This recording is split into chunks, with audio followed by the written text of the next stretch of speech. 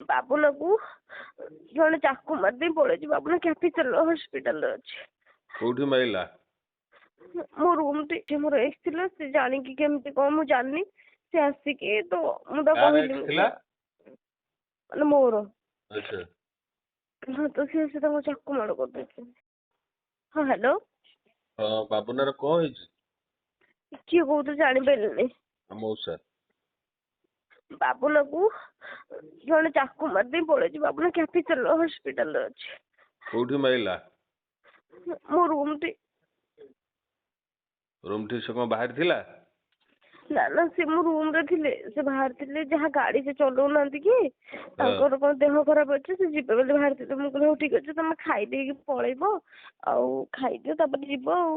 ମତେ କହିଲେ ହଉ ଠିକ୍ ଅଛି, ଆଉ ମତେ ପଇସା ଦିଅ ମୁଁ ଯିବି। ମୁଁ କହିଲି ହଉ ଠିକ୍ ଅଛି, ତ ପଇସା ନେଇକି ଯାଅ। ଆଉ ତାପରେ ମତେ କହିଲେ, ତାପରେ ମାନେ ଯେ ମୋର ଏକ୍ସ ଥିଲା ସେ କେମିତି ହଁ କୁହ।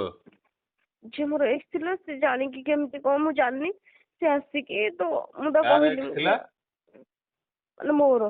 ଆଚ୍ଛା। ହଁ ତ ସେ ତାଙ୍କୁ ଚାକୁ ମାଡ଼ କରିଦେଇଛନ୍ତି। କିଏ? ତାର କୋଉଟା? ତା ଘର ଡିଟେଲ୍ସ ମୁଁ ସବୁ ଜାଣିଛି ଭାଇ। ଜାଣିଛ ତମେ?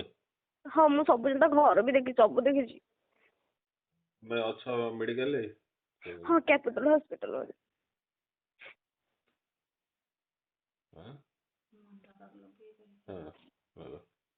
କ୍ୟାପିଟାଲ ଅଛ ତ? ଆଜ୍ଞା। ତାକୁ ଆଡମିସନ କଲଇଁ?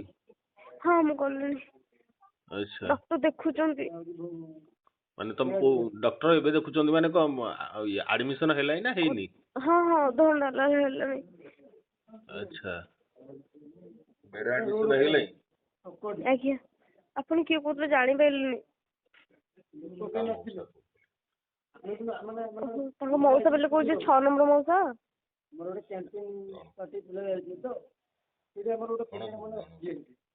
ହ୍ୟାଲୋ।